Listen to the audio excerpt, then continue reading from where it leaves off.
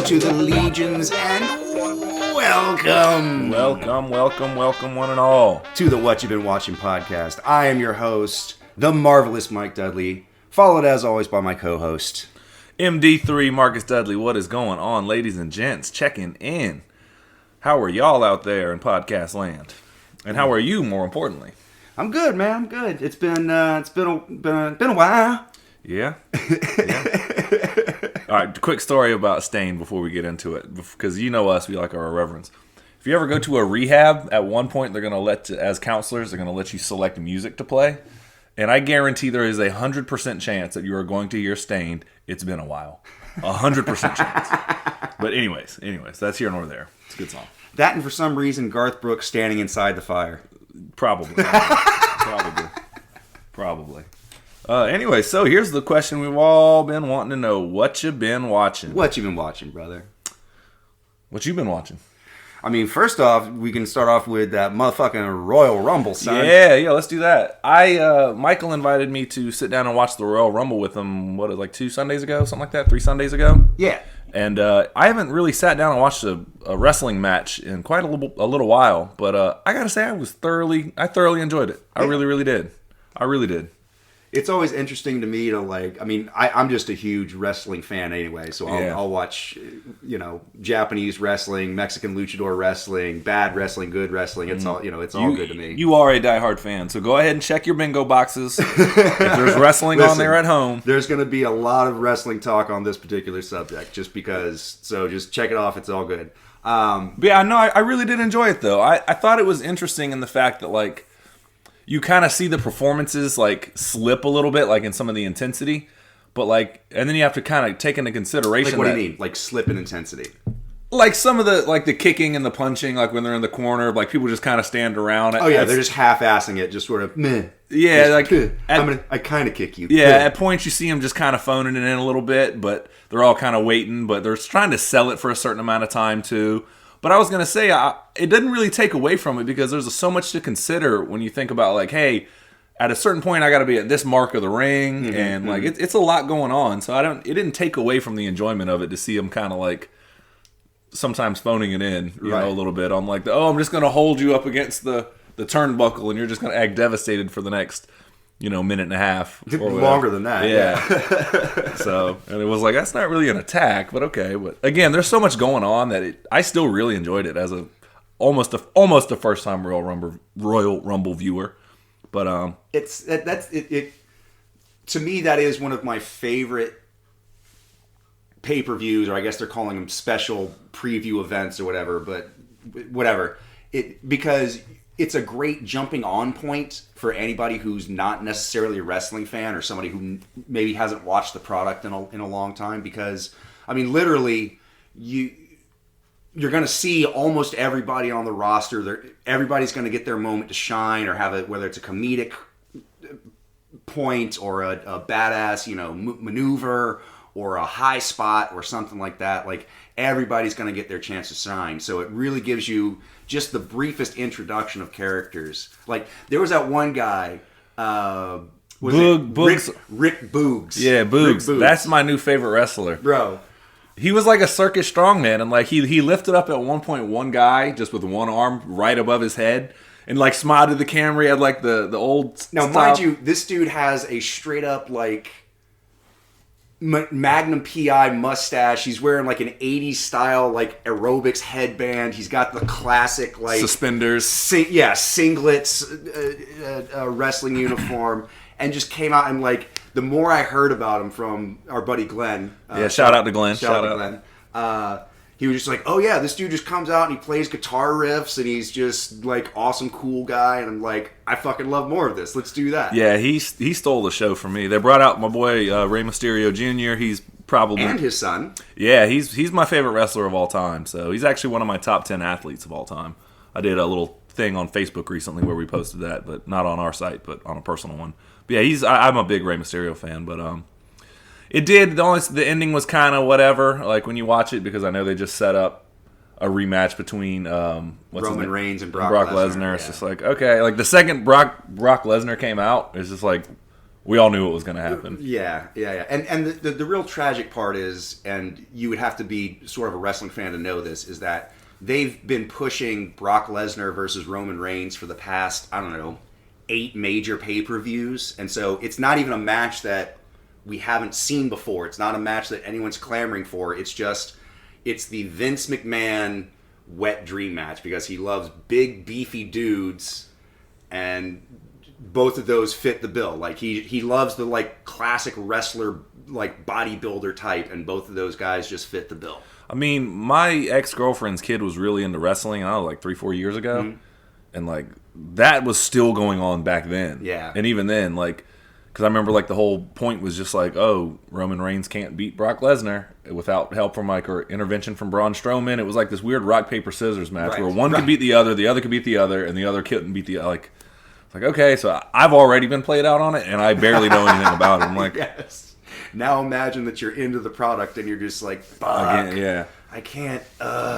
On the women's side of thing, they brought up my homegirl Lita. I think she's one of the queens, man. She was one of the best to do it on, like, this real, like, she is pretty and she did do the sex appeal thing, but she's a real athlete, man. Like, well, I'm not saying others aren't, but you know what I mean. Sure, but she's a particular standout because she was an actual athlete and an actual wrestler in a generation where literally Vince McMahon and John Laurinaitis, the booker, were just going through, like, lingerie catalogs and being like, we want her. She looks great. Right. Let's get her. Like, whether or not they had talent or interest in wrestling or whatever, they were just bringing in models just as eye candy. And Lita was legitimately one of the first standout, like, no, I'm a fucking wrestler. Yeah. And I'm going to get in there and actually wrestle. Yeah, it's like love or hate China. She really changed the game too, man. Like, she was. Listen, I do love China. I think she's made some really tragic and horrible decisions, but yeah, she was good for the sport. Yeah. He was erased from WWE history, I thought. Listen, not erased. You can still watch his matches. You just can't go to the search engine and look up Chris Benoit. He's not mentioned on the title cards anymore. No, like anytime it's like Kurt Angle defends the U.S. Championship, and then they don't give who the second person is. Oh, yeah. You can pretty much rest assured that was probably Chris Benoit. Yeah. Yeah. Well, no, it was really entertaining, though. I had a good time. The women's one was fun. I forget who. They brought Ronda Rousey one out. Yeah, so which I'm not a huge, like, MMA person, but I always enjoyed her. I like people that elevate the sport. Like, when a casual person like myself who doesn't really follow fighting that much or wrestling or anything like that, when they can surpass that and become more of a household name, like what she did for MMA, it's like she elevated the sport for women. Oh yeah, definitely. Yeah. I mean, it doesn't help that she's gorgeous blonde and with a smoking killer body. And, and a great personality, too. She seems very, really cool. very affable. Like, never saw an interview with her. Well, maybe one or two where she was just like... Everyone's got their moments. Yeah, but for the most part, she's always very affable, very witty retorts, very, Yeah, took the sport seriously, so... Yeah. But, so it was legit fun, though. I didn't see some of the undercards. I was out, because I'm not a big fan, they ordered a pizza and I ran out to go grab it, but... that's just me being good little brother status. So. To be honest, you really didn't miss a whole lot. There was, I won't bore you with details. Oh no, the Edge and Miz match was really good. Yeah, that was a really good match. Yeah. But I'm a huge Miz fan, so yeah, and I like the Edge. I like the Brood. Yeah, I like their old school music. They do have a dope entrance though. Yeah, when they used to come up through the fire and the floor, and the smoke. Yeah. Blim blim blim blim blim. Yeah. Michael will beatbox these for quite a long time if we let him. We did also... I'll get into this a little bit because I've been upping the video games. I'm really on this kick of getting retro video games. We picked up WCW NWO Revenge. Goddamn right we did. On Nintendo 64. I'm always on the hunt for old video games, and Michael just reaps the benefit. But he cooks for me a lot, so I feel like we're kind of, what's more important here? Your childhood or sustaining life? So whatever. Equal parts. Equal parts. Yeah, no, I appreciate his enthusiasm for my nonsense on that. But we had this thing called the Dread Charge, where all you did in WCW NWO Revenge was just turn off everything, like no submissions, no pins, no TKOs, no anything. And then you just get bats out of the audience, and then just press the run button, and then strike. Run, strike. Wait for them to get up. Slowly, they stand, run, strike. And we would just beat people for 45, 50-minute matches. It's the most devastating maneuver in all of wrestling history. No one has ever kicked out of it. Now, granted, we did do like about 28 in a row. So it was brutal. It was brutal. We turned the TKO on, and there's this little animation they do where they kind of try to get up and start twitching, and you pick them up real quick, and you're like, we ain't done here yet. Nah, son. Yeah. Nah. Yeah. Heel maneuvers. So yeah, that was it made me appreciate. It kind of brought me back a little bit to those. So. And I always do enjoy watching wrestling with somebody who's not necessarily a fan, because it either goes one of two ways. They're either so repulsed by it that they're just like, this is the dumbest shit ever, and like, this is just dumb, and like, then I can have fun with it and kind of poke fun with them and be like, yeah, this is really dumb, right? Yeah. Or they get really into it. They're like, I actually really like this. I'm like, right? Isn't it good? Yeah. I mean, I liked wrestling as a kid. I kind of grew out of it. I mean, but I've never had anything against it. Right. You know, like I get the appeal. Like I'm not, I like the pageantry. I like the characters. I like the heel turns and stuff. It can be formulaic at times, but I was right before the WCW shut down and before it got really bad. It was about the time I got off of it. So, but I always did consider myself a fan, though. Just not you. Kind of kept it and ran with it. But again, I've always been a fan. Sure. Sting is my guy. Anytime Sting gets brought up, put some respect on his name. That's my guy, man. So yeah, I was big into the NWO and the Wolfpack. I was captivating television back then. Mm-hmm. But yeah. Oh, the other thing. This would be a nice transition. They had Johnny Knoxville in there. Yeah. Which is good for him. I know that one of the other wrestlers put Wee Man through a table, apparently. Like, yeah, Brock Lesnar, the night before the night before the Royal Rumble, everybody kind of went to their like hotel bar kind of thing. They just bought the place out so they could like drink and not be interrupted and da-da-da-da-da. And apparently shit got wild, and he just put Wee Man through a fucking table. I'm sure Wee Man was probably a willing participant on some fashion. Probably. I mean, although if Brock Lesnar wants to do something, I'm pretty sure there's not a whole lot of people that'd be like, I wouldn't do that, Brock. Yeah. I think... What'd you say? Brock? Okay, my bad. Exactly. I don't think it was like a lawsuit, so I think it was probably... But that does bring up... I did see Jackass Forever. What did you think? Man, I'm going to be honest. I was glad it was back. I was in like 6th or 7th grade, I think, when the TV show came out. Uh-huh. And like, I know how dumb it is. But I'll tell you this, if I'm going to see a comedic movie, I want to laugh. Yeah. Like, I want to laugh, and it did its purpose. I want to laugh. Shout out to that guy. No, it did its job, and it made me laugh. Like, there was only one part that I actually felt bad for one of the guys. Do you want to hear about it? Or? Sure. There's a scene where it's Aaron McGahey, or Aaron McGinney, however you say his name. Danger Aaron. Yeah, Danger Aaron. And they tie him to a chair, and they're giving him a lie detector test with a shock collar. And every time he lies, they shock him. But in typical Jackass fashion, that's just a setup to get him in a room tied down. Right. That's all that was. Right. And so they stop the lie detector test, and they bring in little chunks of salmon, and they dump it on his lap, and then they pour honey all over him. Oh, no. And they bring in a big-ass black bear. And the bear is like he's not fucking with him, but you can see the absolute fear in this man's eyes of like, fuck yeah! Like, okay, this isn't funny, guys.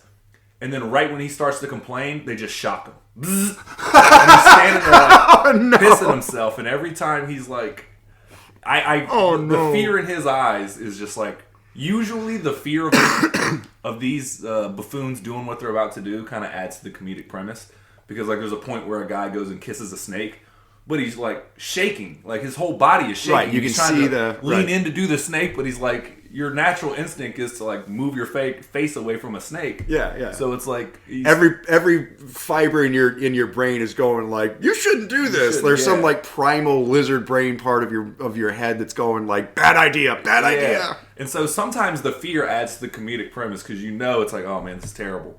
But on that one, I actually felt bad for him. I would be like, I'm never doing a movie with you guys again. But he made it out alive. He seemed to be a good sport about it. But the opening sequence, you know how they always spend all their money on the opening sequence? Yeah, it's like the bull run or the exploding shopping cart or the whatever, yeah. The opening sequence is really, really funny. You see everyone like playing in like this fake city or whatever, like on set. Like they're pretty much, you see all the characters like in city or whatever, and then you see panic start to hit, and you see a like a Godzilla creature come out. Okay. And then everyone, in their typical introduction fashions, is like Johnny Knoxville, and he does something stupid. Right, jumps through a window. Yeah, whatever. Gets smashed by a building. Yeah, Danger Aaron, and he gets tackled by Jalen Ramsey, shot at door Florida State players. Oh, really? Yeah. No, really? Okay. And, Super Bowl champion as well. But, hey, man. But, and then they show the monster, and it's Chris Pontius has painted his penis green. And it's sitting upright, and they have little feet attached to his nutsack, and they're walking it like a little Godzilla with arms. It made me, I'm like, it was so stupid. It's so stupid. That's great. And it's like I said, it's one of those movies.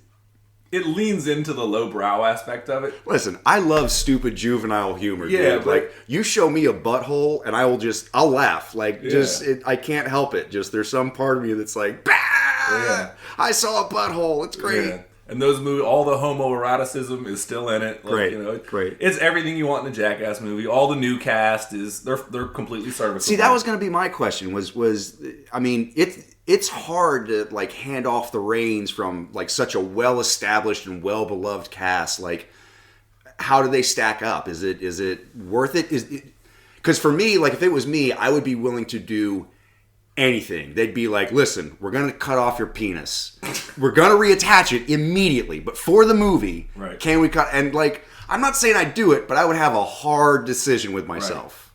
They, I'll say this, they're with the main cast, the original cast, pretty much for everything that they do. Okay. And so for a lot of it, like a lot of the new stuff, you don't really see, like Chris Pontius doesn't do like a lot of stunts anymore. He just does stuff with his wiener, like painful stuff with his wiener. And like Johnny Knoxville still does stunts, but you can tell he's the mastermind of all the pranks. Like him and obviously Jeff Tremaine, who's a big proponent of it. Like they kind of just are the ones that set everybody up. But he still earns his paycheck though. He fights a bull again, and at 50 some odd years old, he takes it like a champ, and everyone up the side of the thing at the bowl arena is like clapping for him. They're like, man, that's why he's the captain. That's why he's the captain. Like, he gets manhandled by this bull. And it's at 50 years old, it's not the same anymore. But everyone still, if you like the personalities, like it all shines through. The new cast, it's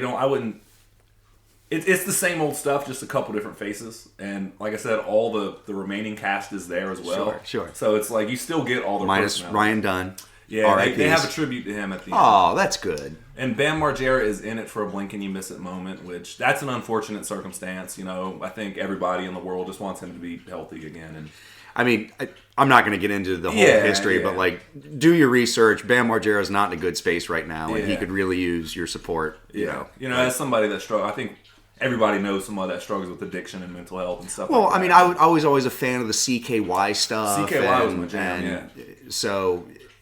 Yeah, it's just sad to see him like go out so far to the edge, and it's just it's hard. It's hard. Yeah, but he's in a blink and you miss it moment. But again, I think everybody just wants him to be healthy again. Yeah. It is what it is. Too much, enough on that. But it's a really funny movie. If you just want to laugh, just that dumb shit, it's right. It's exactly what you think it is. And I know they'll do a 4.5 because they shoot more than they use. Oh yeah, always. Like once they release it on digital format or streaming format or something, like there's gonna be they're gonna find a way to work that in. Yeah, they do, because there's Jackass 1, Jackass 1.5, Jackass 2, Jackass 2.5, Jackass Dirty 3, Grandpa, Jackass 3.5, and there probably will be a 4.5. Yeah.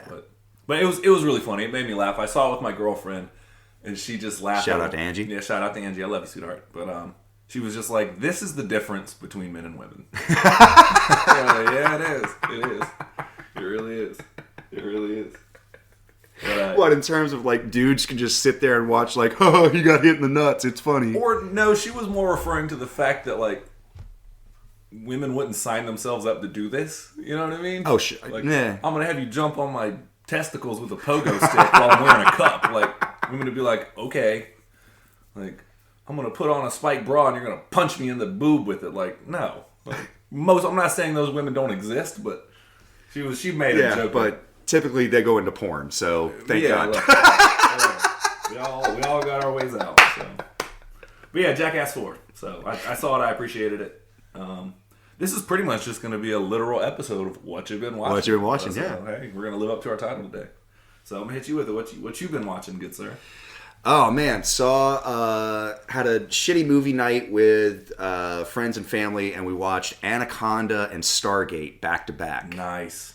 Which I had seen Anaconda more recently, and it was even just as ridiculous as I had remembered it, but like even better than I had. So, I mean, you get John Voight, and he's doing this ridiculous, like, kind of South American, kind of French, kind of, like, I can't really place where... And I love a good, bad accent. Like, me too. But his accent is so unplaceable and it's just all over the place. And he has this thing where the whole time he does this like perma scowl thing where he's like drawing his mouth down into he's drawing his mouth down in the corners, and like he always looked like he's talking like this, like he's trying to do like a bad Scarface or I don't know, like, but the entire movie he's got this look on his face, and then he tells you these things in this weird unpermissible accent. I can't tell where it's from, but it's kind of familiar, but kind of nuts. That's pretty good, actually. Like. Go ahead and check that bingo box.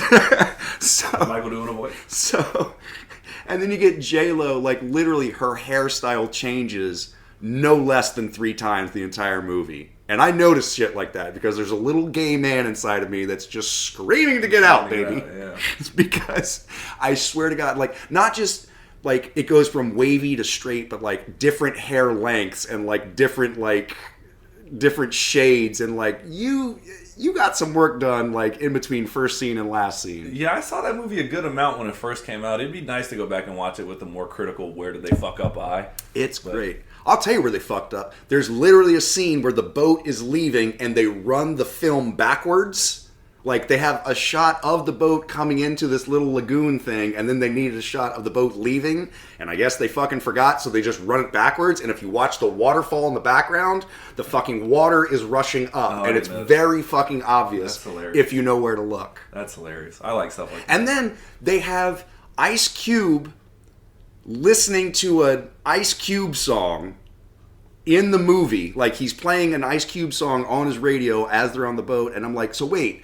In this world, like, does everybody, like, wherever this character goes, are people like, hey, you know who you look like?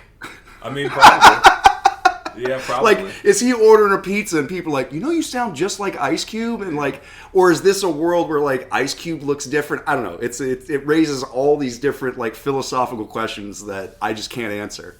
Yeah, I mean, probably it was in his contract of, like, I get to be on the soundtrack. And you're going to play that soundtrack song in the movie for promotion. So probably. But still, like, it still raises the question of, like... How meta are we getting here? Yeah. Yeah. No, that's pretty funny. Yeah. No, it's weird, though, man. I have a lot of respect for Ice Cube. I really do. I think he's just an OG, man. I like when people, like, start to live their best lives, and he's been doing that for a while. But I know, like, about, I don't know, 6 years ago, he actually got the Goodyear blimp, and it said today was a good day. Oh, really? And it was like... Where was this? It was in South Central, I think, and it was Ice Cube. Did the Lakers beat the Supersonics? Probably. I think the Supersonics were the Oklahoma City Thunder by then. Okay. It still counts. Yeah, exactly. But, I like when people live their best lives like that, and he just seems to be... He's just a cool dude. He's got a son in the game now. It's like I check in on Big Boy from Outkast sometimes, and, like, his son was playing football at Oregon. He's just going out there hanging out, watching football, like living his best life. He got to go hang out with the Tampa Bay Lightning when they won the Stanley Cup. Like, fuck yeah, dude. But no, I have a lot of respect for Ice Cube. The fact that he just did it his own way, and like he'll take whatever movies to get himself a name. You know, like Boys in the Hood's really good movie. Wrote Friday. I love the Friday trilogy. So, but Anaconda. Shout out to Pinky. Pinky, yeah, that's my dude. No, Anaconda. I remember it as a kid, and like. They treat him sometimes like the snake is venomous. Like if it bites you, like swell up, and like other times it's like no, not really swell up, but they do treat it like sometimes it's sort of a passive hunter, and sometimes it's this like Michael Myers-esque like killing force, and you're just like, all right, like what the fuck, really? Yeah, and like I don't know if a snake like the way they eat, it would take forever for them to to kill and eat the thing, and then it'd probably just go away for weeks. Right. On Oh no, yeah, that's what I'm saying. Had the taste for human blood, and it was just like you're next, you're next, you're next. Like, I mean, it's literally just a Jaws ripoff. The entire thing is just, oh my god, we can't go in the water because there's a snake.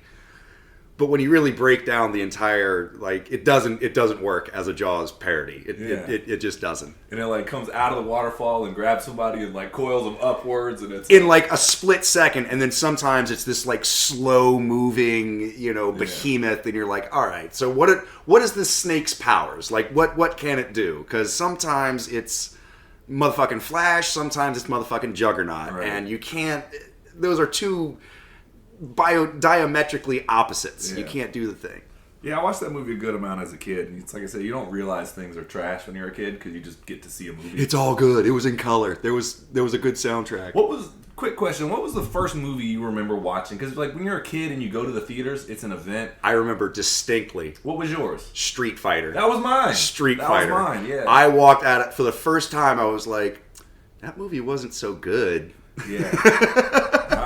We're big Street Fighter 2 fans in this house. Believe that. Like literally walked out of, which was weird because I had seen Mortal Kombat and got a hint of it, but I was like, but that movie was still pretty cool though. Dude, that's a good segue actually, because I think the next movie you want to talk about that you saw was StarGate. I did, yeah. Before you get into that, I will say this. Speaking of Mortal Kombat, Street Fighter was the first one I remember was bad.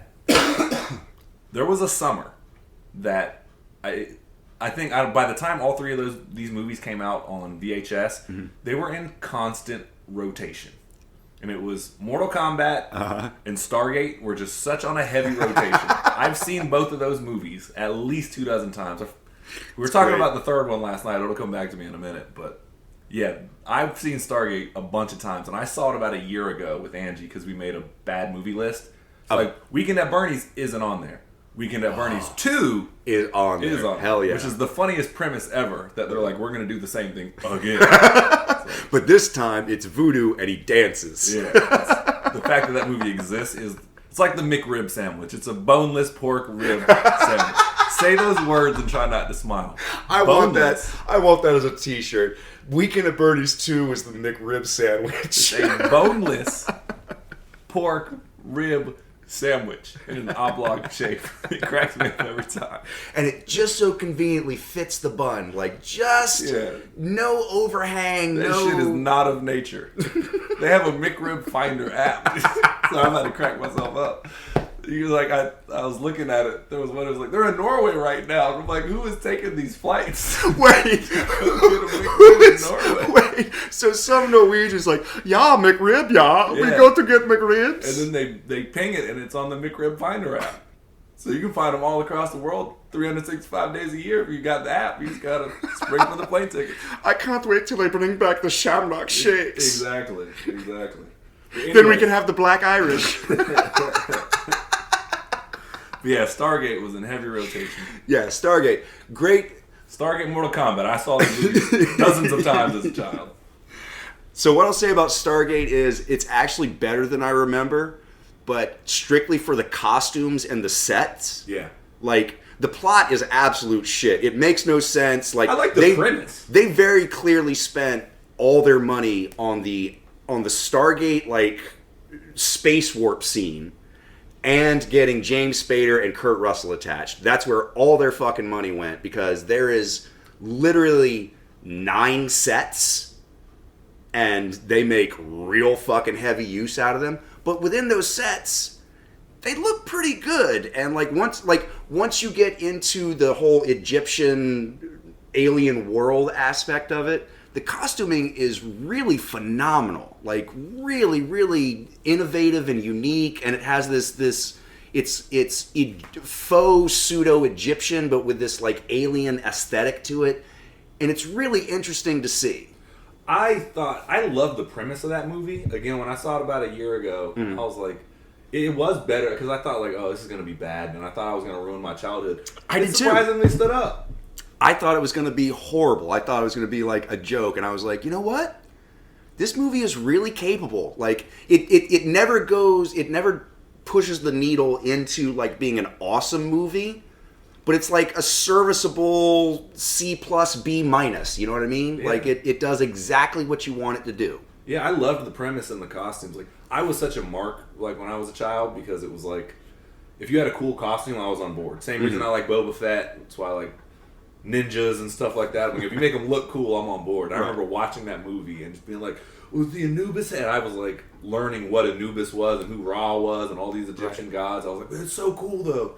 And like, we would play StarGate on the trampoline. Like, our imaginations were vivid. Forgot about that. Yeah, StarGate was. Oh rad, my man. God, I forgot about that. StarGate was Holy rad. shit, that's right. But yeah. Oh man, that's a trip. Thank you for bringing that up. I totally forgot that we used to like jump around and like, I'm Anubis and I'm Horus and I'm yeah. Yeah, those movies were Putting energy blasts on each other and knocking each other down. Yeah. And I love the Aqua Teens when they make fun of it too. They're like, we use the Fargate with the two aliens. The Fargate. Like, you mean from that one movie? No, it is different and non-actionable. That's right. Intellectually distinct. Yeah, distinct, non-actionable. Yeah. No, Stargate was my jam though, man. It's great. It's great. And then, I mean, like I said, you get Kurt Russell being a badass for, I think it tops out at, I think it's just about 2 hours. Probably between 90 minutes, 2 hours at least. But. I think it really, I think it is. I think it literally, it may be like 2 hours and 1 minute. The guy at the end, I forget his name, but like when he had the weird voices, that was the only part as a kid that like when I watched. Oh, the main bad guy. Ra, basically. Yeah, he was like a kid, but he had like these weird voices and stuff. I was like, he had this weird like distorted. Yeah. I watched it. Like I said, when I watched it about a year ago, I was like, I don't remember this being that bad. That voiceover effect. It is. It's pretty bad. It's pretty bad. It's pretty bad. Like, I watch most things with subtitles just because that's just what I do. But yeah, I was like, man, if I didn't have these on, I would have no idea what this dude is talking about. Yeah. And like his whole motivation at the end is just like, I'm coming to your world. It's like, all right. Like, for no reason. Yeah. Please do. We will wipe you off the earth quick. We got F-22 fighters and like, please do. Bring your stupid pyramid shit. We got that shit. There's like, you have an army of like 400 people. That's about it. About it. Anyways. Yeah, I'm glad you watched that. We got a coalition of the willing. 40 nations ready 40 to roll. nations ready to roll, son. Yeah, I'm glad you watched StarGate. That movie was important to me as a kid. But those movies, like I said, there was a summer. God, what was the third one we were talking about the other day? It was Mortal Kombat, StarGate, and... Debbie Does Dallas? No, it wasn't that. Okay. No. Either way, whatever it was. There was 3 movies that were just watched constantly. You know what it was? And this is what we're going to segue into. The Power Rangers, the live-action movie back in the day. Oh my God. Everybody watched the Power Wait Rangers a minute. movie. Okay, so I watched the 2016 updated Power Rangers movie, and we got to talk about that because I had a fucking great time. I love that movie. So we'll put a pin in it. But. We'll be right back after a word from our sponsors. The French champagne, known for its quality and excellence. Now there's a new champagne from California vineyards, Paul Masson. Thank you for our sponsors, Paul Masson. And Orson Welles returning for the grave for that. Anyways, we were talking about the Power Rangers. Power Rangers movie. Oh my God. This movie was great. I mean, when you initially texted me, because we normally play D&D on Sunday, and I was in Maryland, and you're like, oh, we had shitty movie night, and we watched the the most recent Power Rangers movie. I think it's 2015, 2016? 16, something like that. Okay, whatever. yeah. The most recent one. But you're like, yeah, we watched the shitty movie night. And my first response goes, the new Power Rangers is not a shitty movie. It is not a shitty movie. So to be clear, when I say shitty movie night, it doesn't necessarily mean that we're watching bad movies. It's that we're watching movies that we have wild expectations for one way or the other. Right. We're either expecting it to be so bad that it's awesome or so bad that we can't help but talk about it and rant about how bad it is. So it doesn't necessarily mean shitty movie. It just means we're not watching like There Will Be Blood or like The Big Lebowski or... No, I know what you meant. I just had to stand up for Power Rangers in that moment. Which, by the way, ended up not being a bad movie at all. It's I not. had a fucking blast watching that movie. Lizzie Banks is out there crushing it. That would be our underrated performance of the week. Is Liz Banks 100%. in Power Rangers. She chooses. Also in Zack and Miri Make a Porno. Also in, she's the queen. She's dope. Hire her for any movie that you're making and cast her as like the quirky friend, and you got it. We're good. Like, done. But no, Power Rangers is my shit, though. Power Rangers came out in America when I was in kindergarten, so I was the target audience. I didn't get into like all the Power Rangers Turbo, Power Rangers Saber, Power Rangers Time Force. The first 2 iterations where it was the original 5, and then they added Tommy to it, and then the cast in the movie. That was about as far as I went. Well, and then I think I dropped off when they brought in Kat, who was the new Pink Ranger. Yeah, she was in the movie. Right. Movie. Yeah, exactly. That cast and Adam was the guy that had the frog. Adam, right. The guy who took over as the Black Ranger. Yeah. I think they brought in a new Blue Ranger at some point. Yeah, I mean they rotated, but the first initial 2 runs, like Power Ranger was my shit. We were joking the other day about how if you want to watch some captivating television, I was rushing home when they introduced Tommy as the Green Ranger. Dude. And for 5 episodes straight, he fucked up all of the Rangers consistently with a flute and a short sword and a shorter dragon mech, like a shorter dragon Zord. He jumped from the ground into the Megazord after it formed, threw them out one by one, pointed them out, and threw them out one by one. And they did the shot, literally the upward shot where the camera's on the ground and they jump over it. And he and he tossed them one by one out of the Megazord and just gave him the business for 5. I got drill tail for you motherfuckers. I got finger missiles. He had all that shit. I'm playing my flute, and that's the most recognizable shit ever. Yeah, he gave him the business for 5 episodes. So Tommy Oliver might be one of the greatest villains ever. He might be on the list. Which, that also brought us into... we'll talk about the movie. I know we're getting sidetracked. That's what we do here at Whatcha Been Watchin. Michael had never seen... Recently, there was a comic book run. I think it's like either IDW or Boom Studios bought the rights for Power Rangers. And they did a run that was kind of like the multiverse, kind of Secret Wars-ish. And it was like all the Power Rangers of all the grid. I think it's called Shattered Grid. Yes, or it Battle is. for the Grid. Yeah. And they do this giant war of all the one... more evil version of Tommy comes through. He's the Green and White Ranger combined. Yeah, so it's this weird alternate reality Tommy Oliver where he is both the Green. He's amassed all the powers of every Green Ranger or like whatever. But it's a blend of his costume looks like a blend of the White and the Green Ranger at the same time. And so to commemorate the comic book run, they also did one of those games, kind of like Injustice on the cell phone, where you tap to fight or whatever. So they commemorated Shattered Grid, and they did a commercial. Michael had never seen it before. It's amazing. It's him sitting in a throne as he's about to unleash. Like at the very end, you see him like, and they don't know what's coming. So it's Tommy Oliver, and it's this weird like they don't reveal who it is until maybe midway through the shot, but it's this really low angle sweeping motion. They come around and come around to the front, and this really weird dolly shot, and it's somebody on a throne watching green crystals playing out all the different versions of the Power Rangers from like episode 1 up until the most recent iteration, and it's this really weird, like almost like Doctor Strange multi-dimensional madness or whatever it's called.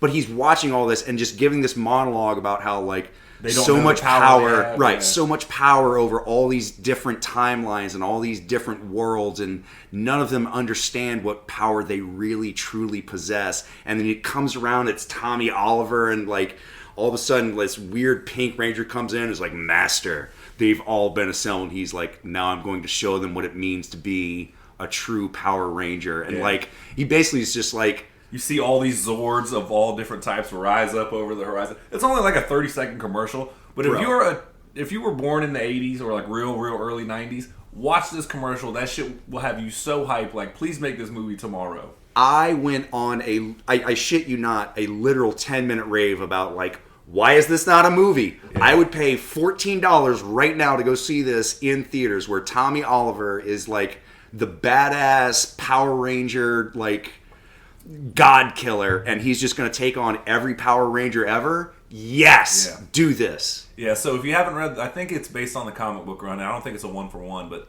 yeah, check it out. Power Rangers Shattered Grid. So, yeah. But the Power Rangers movie, though, when that came out, again, I was super hyped for it.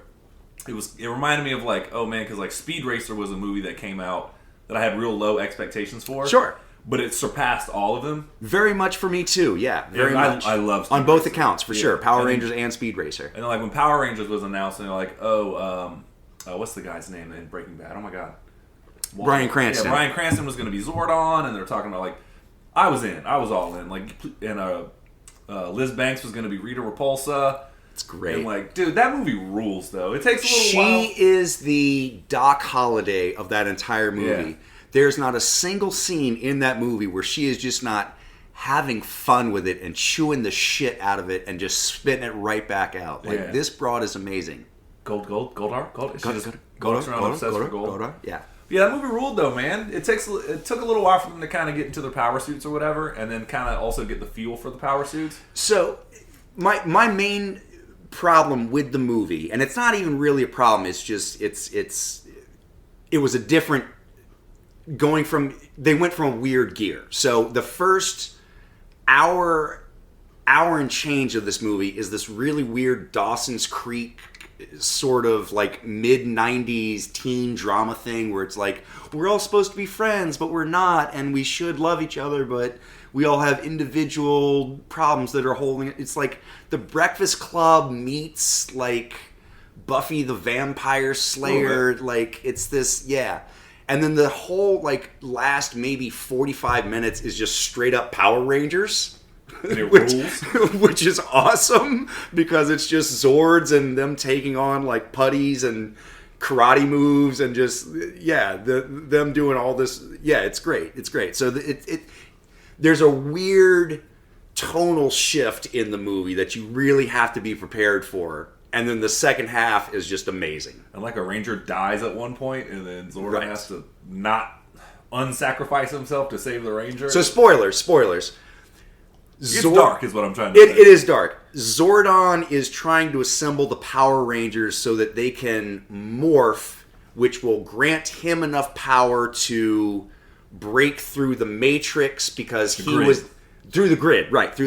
Because he was killed in the original battle with Rita during the Cretaceous period. Which sealed her away. But also trapped him within the ship, which was buried for centuries and millennia, like millions of years, whatever. So he wants the Rangers to be able to morph so that he can come back to life. And then Billy, the blue Power Ranger, dies, and he has to make the decision to whether or not bring himself back or bring back Billy. He decides to bring out Billy. But it's this, from that point on, it's this whole dynamic shift of just like, all right, we're doing a straight up Power Rangers episode. Yeah. It's just straight up. And Alpha's in it. I think, wasn't Bill Hader Alpha? He was. Dude, he rules. I realized it probably about halfway through the movie, and through the whole rest of the movie, I was like, trying to convince myself, like, it has to be Bill Hader. It has to be. Alpha, for those who don't know, is kind of like their Danger Will Robinson, like, assistant helper in the Power Rangers base. Yeah. But he's like, yeah, he always says. But, that movie ruled, though, man. Like, when they do the suplex on Goldar at the end after practicing it, during the I Can Make Your Hands Clap, that movie ruled. Slip, grip, lift. Yeah. Bro, I was watching that with Glenn. Shout out to Glenn. Glenn Bryce, you're my boy. Too sweet. Literally, we had the same reaction. We were watching them as they were doing the training montage of the Rangers trying to do this counter maneuver where somebody tries to punch them, they dip underneath the punch, and then grip them from behind, and just basically German suplex them, and then they get destroyed. And so he and I were like, oh, that's going to be great. Like, guarantee that's going to show up later. And then they did it later to Goldar. And the way that they showed it, literally the Megazord suplexes Goldar. He gets on his toes. Like, he's on his tippy toes. It's a perfect bridge suplex, and we both had the same reaction of like, oh my God, it's just like Chris Benoit. And we were fucking falling out laughing. Yeah, it was hysterical. Yeah, he puts it on him. It is. He does arch his feet and everything, and boom, he hits him with it. He hits him with the oop-de-wow. It's a great fucking... It's a, like, Japanese suplex. Or, like if you're a wrestling fan, you saw that and you were like, oh, that's Bret Hart level. That's it's classic. That's Kurt Angle's. Yeah, and like it just brought me back there because it was like it is a very much so a teen melodrama. They didn't do it for too long in the show only because they had 22 minutes to wrap it up. But there were some episodes, especially when they were like a little bit more linear and not like as like an anthology. When it's like, oh, we're gonna take this into the next episode or 2-3 episodes. It does get a little bit melodrama-y, like when Jason and Kimberly, the Red and Pink Ranger, will they, won't they stuff, and but that was, to me, part of the show was some of the Dawson's Creek melodrama stuff. So I'm kind of glad they did incorporate it because they would be missing part of it if they didn't do that. Because there was some episodes that it was kind of, a little bit, like, I think you hit the nail on the head with part Dawson's Creek, part Buffy the Vampire Slayer. And it maybe it's my fault or whatever, but it took me a minute to realize that all of the characters had the same names as the original characters. So like we introduce Jason right off the bat, and they say his name, and they introduce Billy, and then they introduce Kimberly, but they keep calling her Kim, and so I didn't recognize that it was the same character because they kept calling her Kim. And then Zach. Randomly they introduce Zach and Trini, but they never actually say their names. Like, literally, they're introduced because Zach is watching Trini do yoga on this, like, quarry rock formation, and we're just supposed to, like, all of a sudden, all the Rangers are at the same area in the same place, and it's like, oh, here's 2 new characters that we've never seen before. And the whole time, Zach, the character keeps referring to Trini as, "What's up, crazy girl? How you doing, crazy girl? Hey, crazy girl. Yeah. Oh, I'm good to see you. Glad to see you now, crazy girl." And then finally, she's like, "Oh, my name's Dina or Diana or whatever." And everybody starts calling her Dina, and then she's like, "Oh, but I go by Trini." And it's like, well, what the fuck? Yeah. Like, once they did that, I was like, oh my God. It's been Billy, Jason, Zach. Oh my God, this girl's going to be named Trini. And I would never have known that because they literally don't say her name until maybe like an hour and a half into the movie. Yeah. It's kind of like the "my friends call me MJ" moment. No, I thought it was adorable in the fact that just like the show, like the Red Ranger wears like red articles of clothing, the Black Ranger wears black articles of clothing. When they jump in the water after they get their power, they all like illuminate whatever their power suits. Yeah, they have their power coins in their pocket, and there's a scene where they are finding the ship that was buried, Zordon ship that was buried for millennia. Yeah, and they kind of black out. They jump into in a lake of water, and Jason's glowing red, and Kimberly's glowing purple, and Zach, who is an Asian, he's an Asian character, and he goes, "I'm black," and Billy, who is black, looks at him and goes, "Really?" He's like, "Meh." Yeah. No, they all had their little like shtick. Like Billy was like on the autistic spectrum or whatever you could tell, and like they all kind of had their own like things going on. But yeah, I loved it, man. I'm glad they brought it back. I'm a Power Rangers fan. To me, it's kind of like the Ninja Turtles. Even if it's not for me, like my original introduction to the Ninja Turtles was the classic '90s cartoon. Right. Even if like when they did the new ones that Michael Bay produced, I'm just glad they're around. You know, sure. so a next generation can have, oh, those are my turtles. Like, sure. So, long live the Power Rangers. Go, go, go. Go, go, go. So I would be remiss to talk about, if I didn't talk about the Krispy Kreme product placement in this. Like, literally, the whole crux of the movie is Rita Repulsa is trying to find this super crystal thing that was buried since the dinosaur era. And it just so happens to be buried underneath a Krispy Kreme. And I shit you not, they say Krispy Kreme about 508 times in the movie. It's at least 2 dozen. Like, it's ridiculous. There's literally a shot where Liz Banks she's made her way, spoilers, she makes her way to the Krispy Kreme to go dig up the crystal that's buried underneath, and they literally have a shot of her in silhouette eating a donut, like just breaking off a piece and just, delicious Krispy Kreme.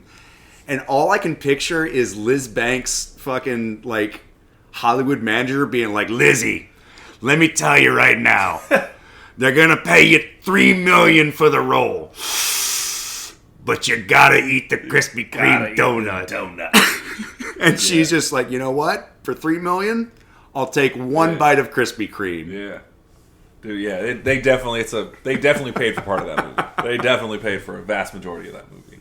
I mean, it's the product placement. It is laughable. It's like a exactly how many times they mention it, very specifically. Not like, oh, the donut shop or whatever. It's like, we have to go to the Krispy Kreme. What do you mean Krispy Kreme? You mean the Krispy Kreme on the corner of Crenshaw and 5th? Like, yeah, yes, that Krispy Kreme. Yeah, no, it's blatant.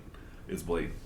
But yeah, long live the Power Rangers, man. Like I said, I appreciated the old school movie with Ivan Ooze, and I'm glad they're back, man. I hope there's another one. So. And to their credit, they hit all the nostalgia points of there's the first time they morphed. There's the first time that they joined the Zords and they formed we formed like a super awesome Zord or like a super Zord or no, that's a dumb name. A Megazord. Yeah. They did not do the straight on camera shot of Mastodon, Pterodactyl. Tyrannosaurus. Yeah, they didn't do that, which I thought they missed. Saber-tooth tiger. But they do make up at the very, very end. The stinger is they introduce the concept of Tommy Oliver transferring they do this weird Ferris Bueller thing of it's detention and they're calling out all the Power Rangers names, Jason whatever and Kimberly whatever, Tommy Oliver, Tommy Oliver, Tommy, and then they just focus in on a green and white jacket draped across the back of a chair, and it just says Oliver on the back, and they're smash cut. Yeah, dude. I hope they bring it back.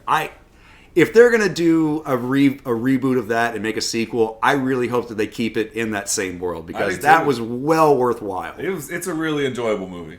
It's phenomenal, and like I said, Lizzie Banks crushes it. She is the Val Kilmer of that whole movie. Absolutely, she is the Doc Holliday. Just watch her, and you will have a great time. Hell yeah, hell yeah, Power man! Rangers. Power Rangers, thumbs up by both of us. So what else have we been watching? I took some flights recently, and I sat down and... And boy, are your arms tired. I know, right? What about the airline food? Oh, whatever. Hey, man, those people work really hard. No, I watched... on the way up to Maryland, on the flight, I watched a stand-up special, Theo Vaughn, Regular People. Right on. I'm a fan of his. I mean, I watched him on Road Rules or Real World, whatever it was back in the day. I think he was Road Rules. I think he was Road Rules, yeah. Yeah, but either way, it kind of falls in the same category. But he's come a long way, man. Some people aren't a fan, but he's funny because he stutters a lot. He's like, which I do too, so hey, he's maybe my kindred spirit. But he'll just say ridiculous stuff. He'll be like, that one kid, he had a helmet. So let me tell you, he'll just go off this tangent. And he says things that only he knows what he's talking about. He'll be like, man, that's some of that Alabama birth control. And it's crossing state lines. It's interesting to see the way his mind works. But I did watch that, so I enjoyed it. Theo Vaughn, Regular People. He's a funny dude.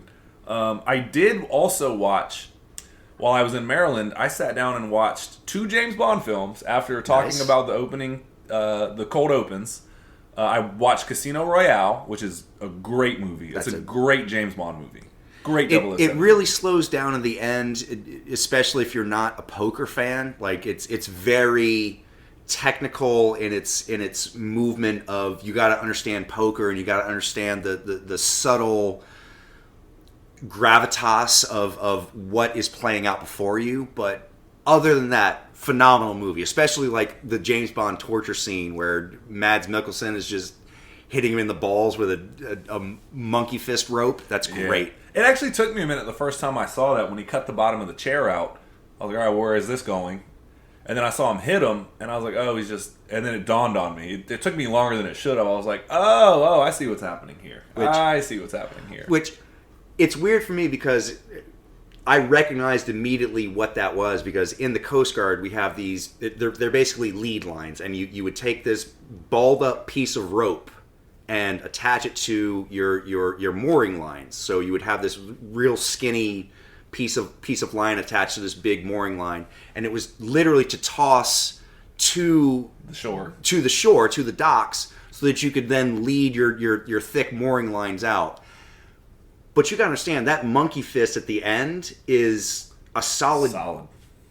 I mean, and a real dense pound and a half maybe of really dense, knotted up mess. Yeah, I worked at a marina, so I didn't see any that big, but even just like the smaller rips that we had when they were like that, it was like, woo. Yeah. But no, it took me a minute to figure out what he was doing, but he tells him at one point, he's like, no. When you think he's going to break, he's like, to the right. To the right. I have an itch to the right. Right. And he's like, the whole world's going to know that you died scratching my balls. Yeah. Like, he's so badass in that. Yeah. That's one of the top tier. I think they hit their pinnacle of the... I haven't seen the most recent one, No Time to Die or whatever it is. The most recent Daniel Craig one, his final one. No Time to Die, I think it's called. But they're all kind of run together. Whatever. But I think they hit their pinnacle with Skyfall.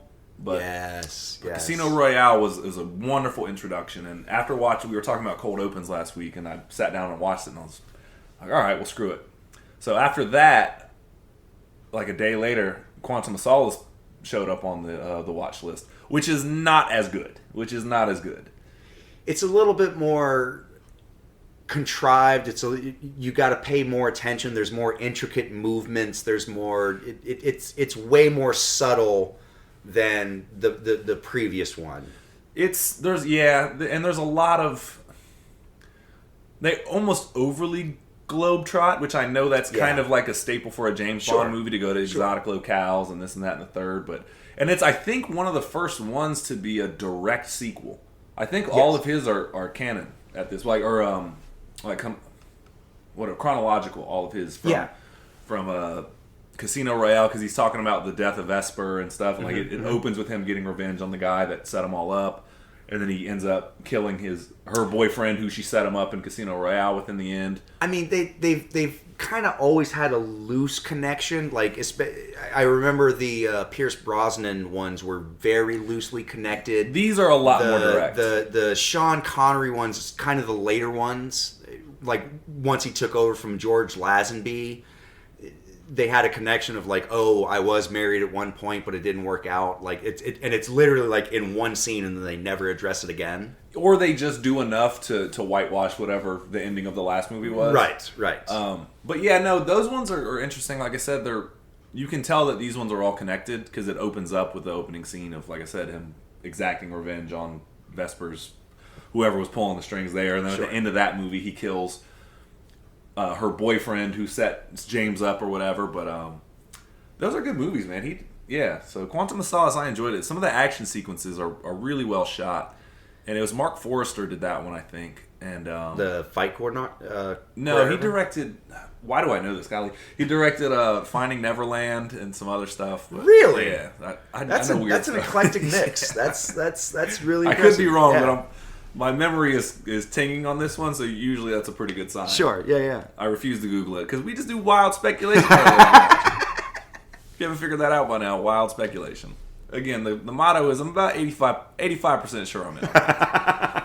But so those were interesting. It was cool to go back and watch those. I think I'm going to finish watching those so I can catch up to the new movie, just because. And then you have the 22 movie collection over there looking at me on the DVD rack. And I might go back and get him a little James Bond kick. Maybe once a month, just go back and watch one of them. So. It's worth it. Yeah. Yeah, sure. I mean, it's going to be weird to see Daniel Craig go, but he did his thing, man. I get it.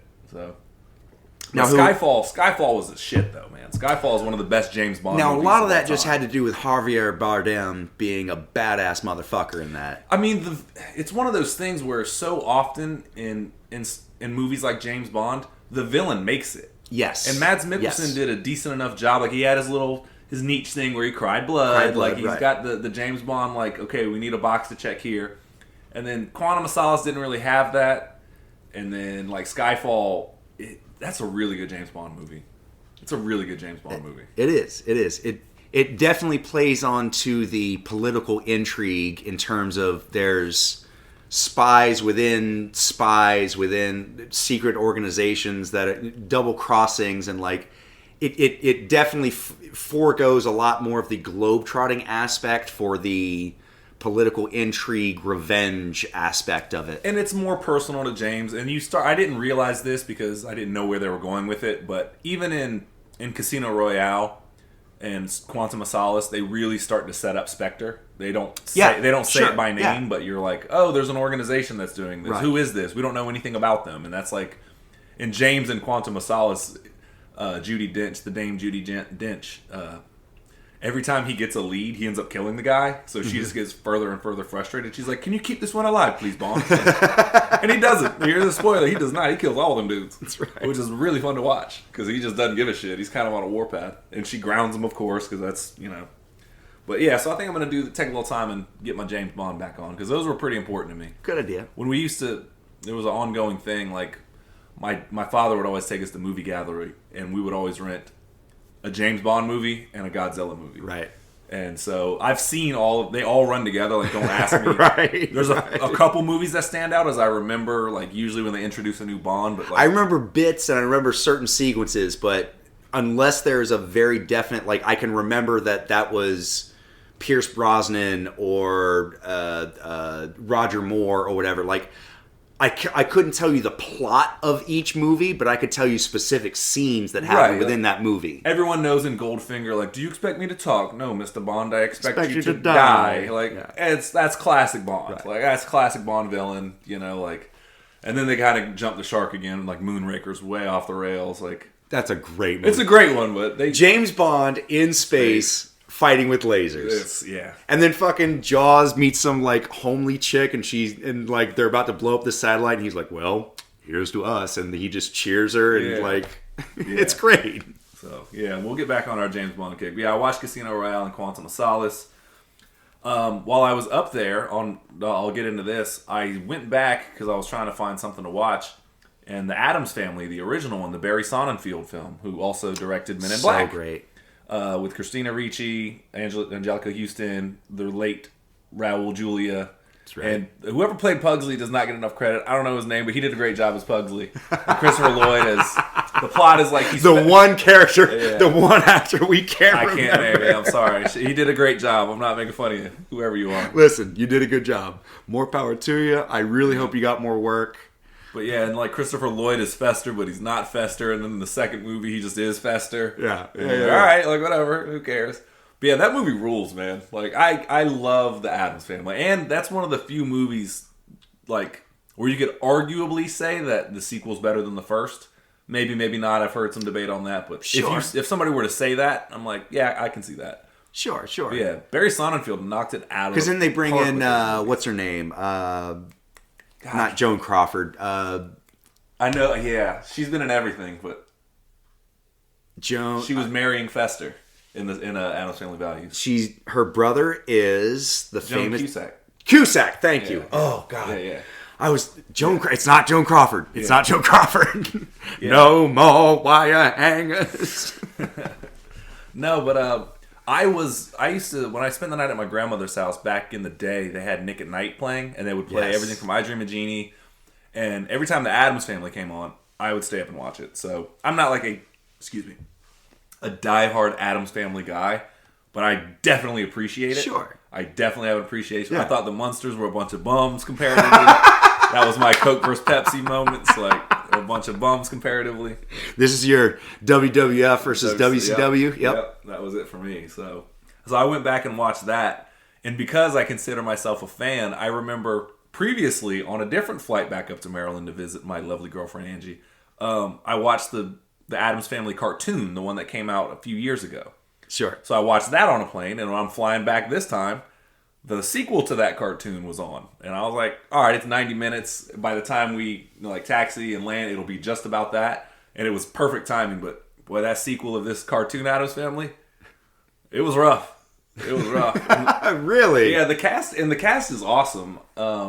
let's see. God, what's Moon? Oscar Isaac plays Gomez. Okay. Charlize Theron is Morticia. Okay. Chloe Grace Moritz is Wednesday. Wolf Finhard was Pugsley in the first one, but he's not in the second one. And Nick Kroll is Fester. So, like, they have a great cast. Nick Kroll, I love Nick Kroll. He's great. He's awesome.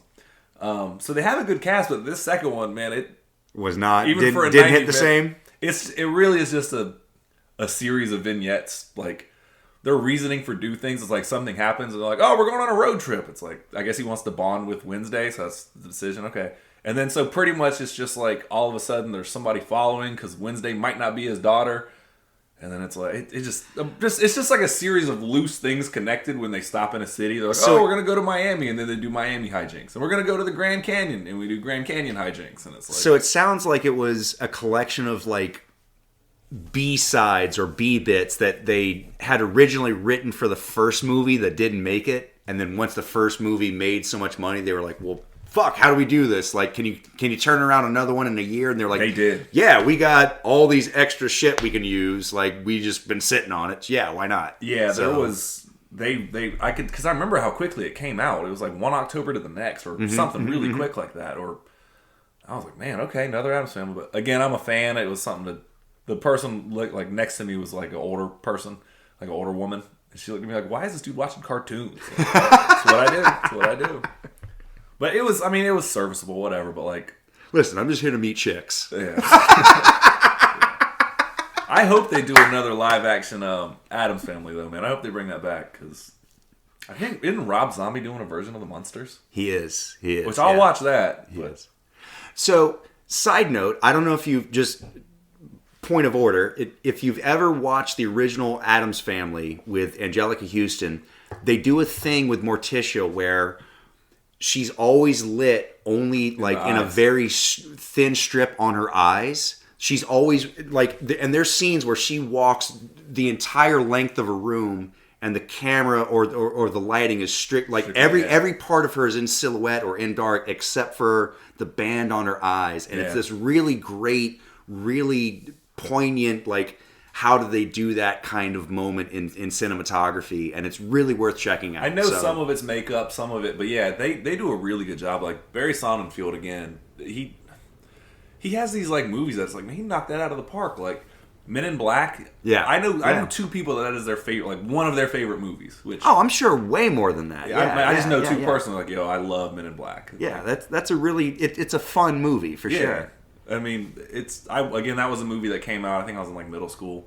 And I enjoyed it, but it wasn't like, oh my god, it's my favorite. But again, it follows... It's wholly entertaining, though. Yeah, it follows the classic comedy man, straight man dynamic of... It's Laurel and Hardy or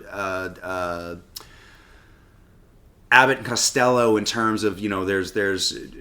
Tommy Lee Jones, who's playing the straight man, and then you get the wild antics of Will Smith. So it's very classic comedy for sure. Yeah, so he's got some movies that you're just kind of almost, it's like a Diet Tim Burton-esque kind of feel to it. Yeah, for sure. Like he's got his flavors though, like and Tim Burton good. light.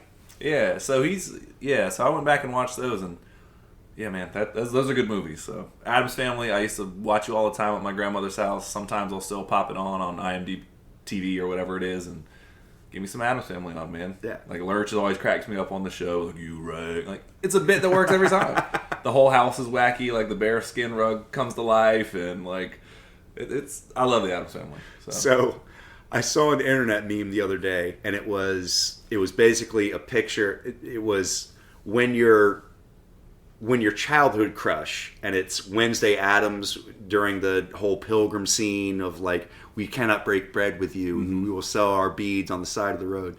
When your childhood crush becomes your, like the bottom picture becomes your adult crush, and it's her from Black Snake Moan, like with the crop top and the chain and stuff, and it's like, it worked out. No, she's so talented. She's so cool. Shout out Christina Ricci. Yeah, you're awesome. You are amazing. You're awesome. Now, there's a scene I forgot in the movie. Also in the Speed Racer movie. Yeah, she is. Matter of fact, unprecedented, Are we doing an unprecedented, a double underrated performance Listen, of the week? Christina Ricci and everything she's done has been goddamn amazing. In Mermaids, Sleepy Hollow. She's in the new Yellow Jacket show. Apparently, she's really good in that. I have not seen, haven't but seen I it, will check apparently, that and out. it's got really good reviews. It apparently just like it looks like it's Lord of the Flies, but with chicks, which I am all about. Yeah. Let's do that.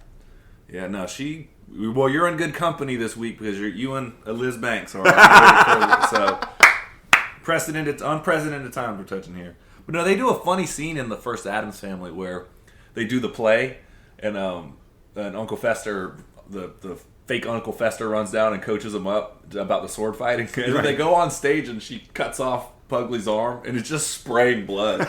And he stabs her in the neck and she's spraying blood from her neck all over the audience, all over like themselves, all over everything. And it ends and they both die, and then the Addams Family stands up. They're like, "Bravissimo, bravissimo!" Everybody else is It's horrified. like horrified. Yeah, it's a great scene. It's a really funny scene. And every time it gets me every time because I love the relationship that Gomez and Morticia have. Dude, that's all I want. Yeah. Oh, Gomez, you speak French to me. Gomez. Caramir. Last night, you were unhinged, a wild animal, howling at the moon. It frightened me. Do it again. Do it again. Yeah, I love the relationship. It's Like, that's all I want. Caramir when you speak French. You spoke French. Oh. Oh yeah. Anyway, that's enough of that. I would kill for her. I would die for her. Either way, what bliss. By the way, what bliss? Yeah. I love the relationship. It's true love, man. True love. That's real shit. Yeah. So, anyways, yeah. Enough Addams Family because I can talk Addams Family. I love those movies. What else just? Peacemaker wrapped up. Yeah, I saw the most. I finished that one out. I gotta say, man, it's really worth it, especially if you're a James Gunn fan. It is very, very, very, very James Gunn.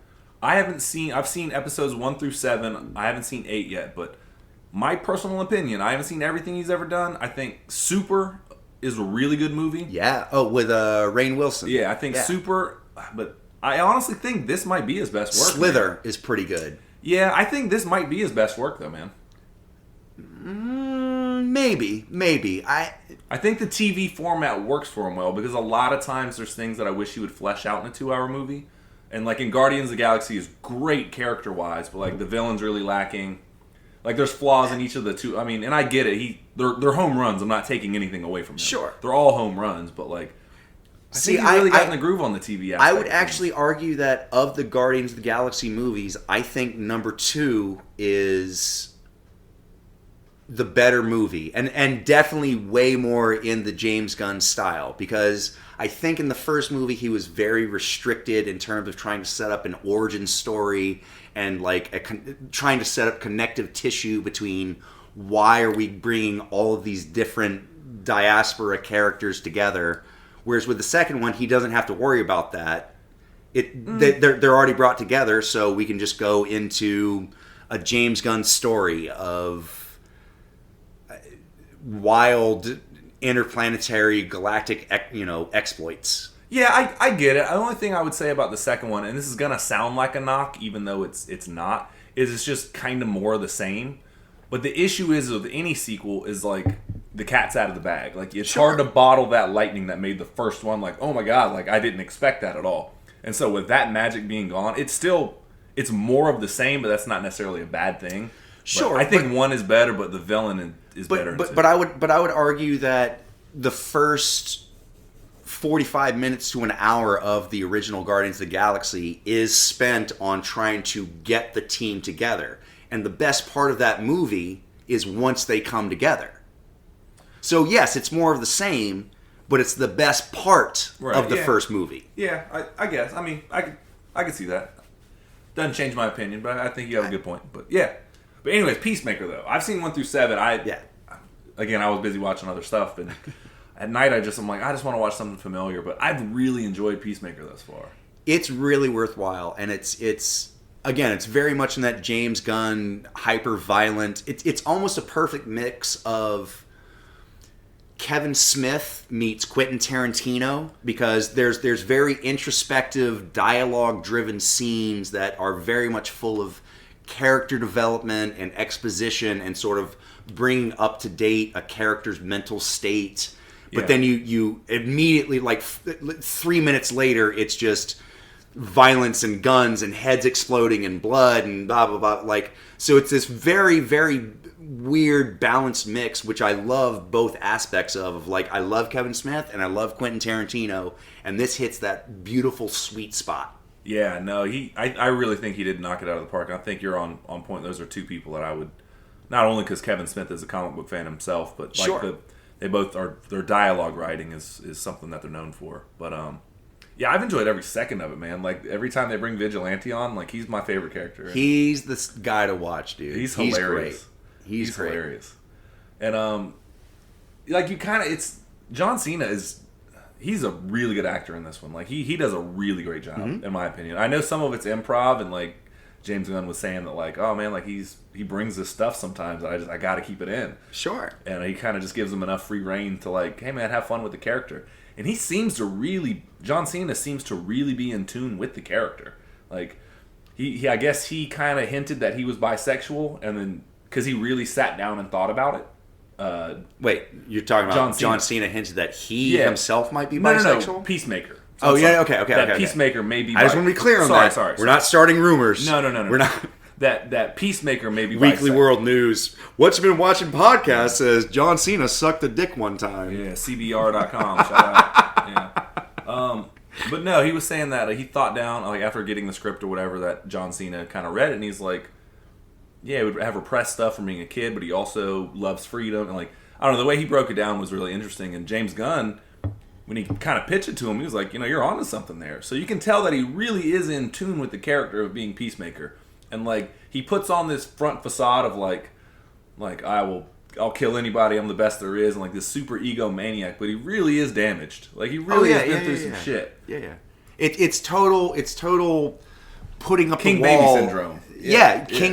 King baby syndrome. Yeah, exactly. Like, I'm the best. I have to be the best. I'm the best because, don't look at me. I'm vulnerable and I'm broken. I read an article recently where basically James Gunn talked about how he had his conversation with John Cena, and John Cena brought up the idea of Peacemaker isn't a hero, like, he's a child's concept of what a hero is. Like, he's not born out of tragedy or honor or valor or hope. He's born out of the flaws of humanity or the flaws of America itself, in terms of, like, this is what happens when you raise a kid with grandiose dreams in the most horrible of environments. His dad, Robert Patrick, plays, like, this terrible Ku Klux Klan racist white dragon. Drops the N-word prolifically. I mean, it's like a Wu-Tang album, bro. Like, that shit is real. Yeah. But it's this weird, like, he's acting his ass off, and I really appreciate what he's doing, but he says that shit a little bit too well, where I'm like, I don't... He's also one of the underlying storyline, or, like, story points or whatever, is that Peacemaker, John Cena, is trying to prove that he's not racist. And when it first gets brought to his attention is one of my favorite lines. He's like, you do kill a lot of black people and minorities. He's like, whatever, bro, I kill white people too. And he's like, you need to be watching white people with the same tenacity you watch minorities as. Right. He's like, fine, I'll kill more white people. Great. Like that's his answer. Right. That's his answer. Yeah. Just like, you want me to kill more white people? I'll kill a bunch of whites. I don't care. White people. Yeah.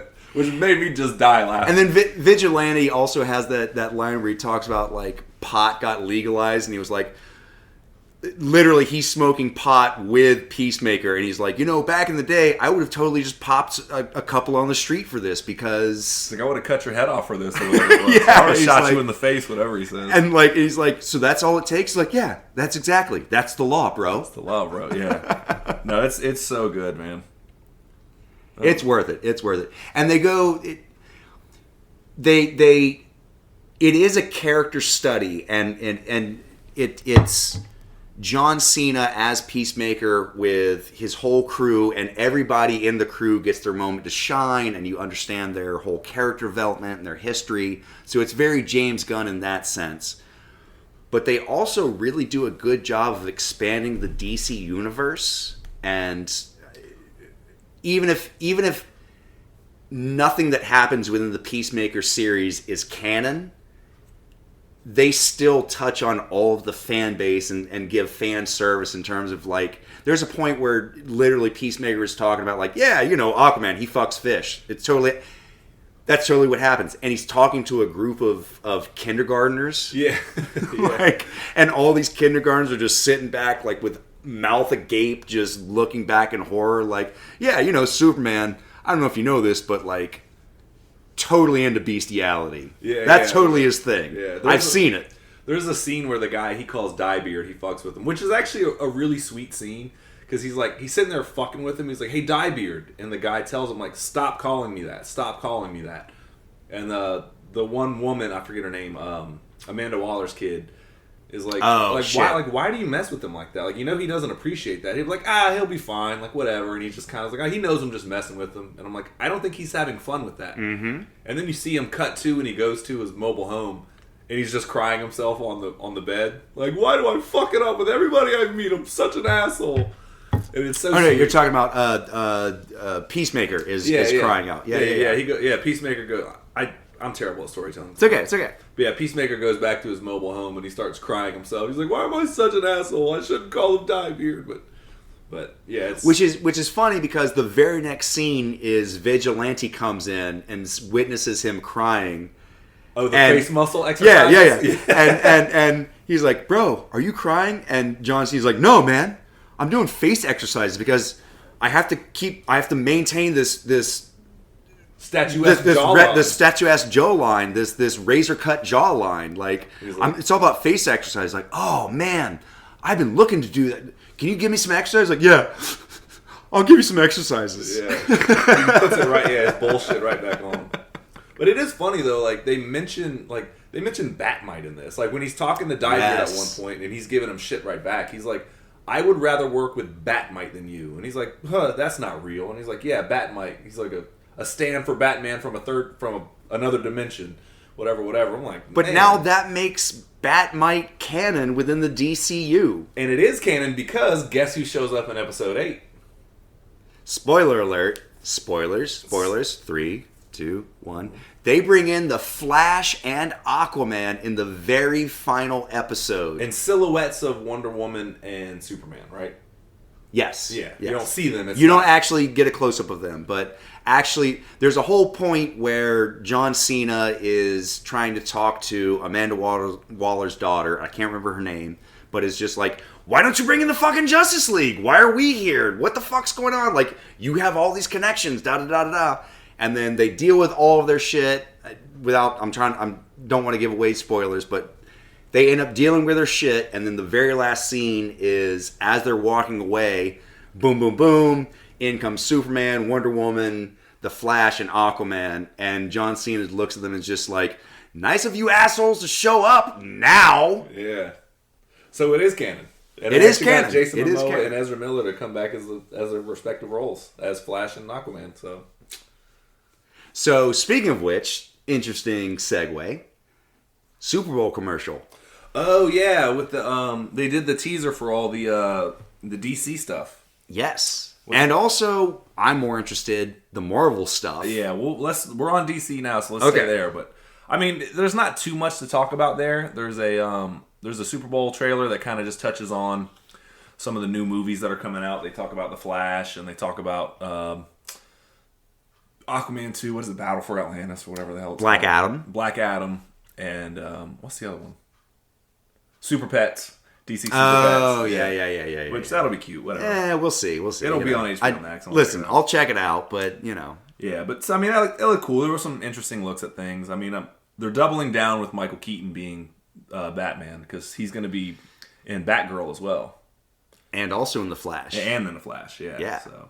But no, let's see. They also... Which is interesting because So there's a big rumor that the Batgirl series is going to be a backdoor Batman Beyond series. Yeah. The Batgirl series is going to be a backdoor Batgirl Beyond. Starring Wilford Brimley. Let me talk to you about the diabetes. Anyways, yeah, no. Ones of people are killed every year by duck boats. Ones of people. Yeah, Google that. See how many people are killed by duck boats. It'll be an interesting conversation with yourself. Yeah, I mean, they didn't show a whole lot. It just kind of brought the hype up for it. The thing that actually kind of had me a little bit excited, though, and we'll save Marvel for the last, because, I mean, we got to. Netflix is doing a thing where they're going to start dropping one movie a week, a new movie every week, I believe. And really? They got some good ones. The Russo brothers, The Gray Man, is going to be one of them. Gray Man? Yeah, I mean, I'm not sure 100% on the premise. I don't want to sit here and give misinformation. But okay. The Russo brothers, who directed Captain America, Winter Soldier, Civil War, Infinity War, and Avengers Endgame, of that fame, are doing a Netflix project. Also, they did a bunch of, not Modern Family, Arrested Development. Arrested Development, thank you. Yeah. Ryan Johnson is doing a sequel to Knives Out, which is going to be on Netflix exclusive, which... Full disclosure, I still have not seen Knives Out 1. Really? Yeah, I know, I know. I need to actually sit down and watch it. I know. Thank God. Don't spoil this for me. Do not email into this and spoil this for me. I don't know what the finale of that is. So, it has not been spoiled for me. I feel like I consider myself really lucky. I'm going to watch it on my own time. I mean, I love a good whodunit. I think when it's done right, I don't know anybody that doesn't like that genre. Yeah.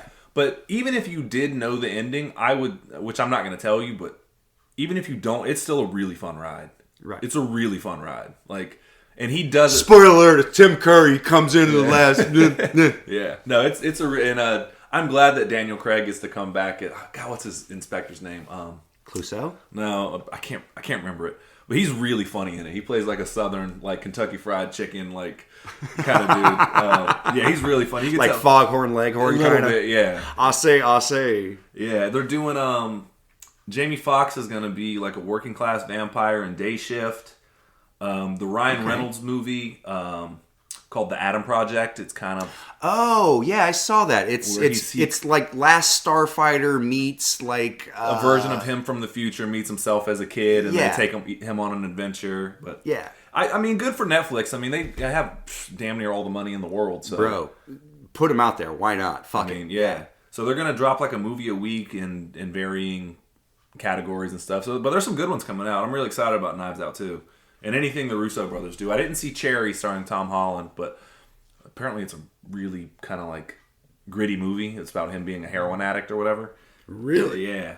Oh, excuse me. Oof. That was rough. Oof. Yeah. Sonic the Hedgehog 2, that was played, which we'll see. Look, I love Knuckles. That was my guy, so I'm going to check it out. Idris. They had one for The Lost City. I'm Idris Elba, bitch. I'm Idris Elba. Google that. What's this? It's shit. Google Idris Elba can do anything. It's about 3.5 minutes and it'll make your day. Yeah, they got. What you doing here? Some science shit? What's this now? Science? It's shit. Move. Yeah. Yeah, they got the Sandra Bullock, Channing Tatum movie, The Lost City. Yeah, which is like a Danielle Steele novel come to life kind of rom-com kind of. Yeah. I'm interested. Yeah. And those two are wholly entertaining. If you're going to pair up a rom-com, sure. Hey, by the way, I'm going to put this out there. If there's any women out there that want to go see this movie with me, because I can't watch this with a guy. Not because I'm homophobic or whatever, but just I got to watch this from a female perspective. Hit me up. Also, we'll cut this out because that's not going to last. Yeah, whatever. Leave it in. Let the microphone reek of desperation. I'm sorry, I'm picking on you. No. Leave it in. Anyways. Oh, man. Shit. I don't even know where to go from there. Anyways, yeah. Jurassic World Dominion Super Bowl spot. Dominion. I mean, I was not impressed by the most recent Jurassic World. I liked the initial Jurassic World. Obviously, I love everybody loves the original Jurassic World. Of course. Enough that it carried on nostalgia for 2 and 3. But yeah, the most recent one is I wasn't a fan of, but this one brings everybody back. Sam Neill's coming back, Laura Dern's coming back, Goldblum's coming back in a bigger role, Chris Pratt's coming back, and so it seems like a high school reunion, but about 28 years too late. You know what I mean?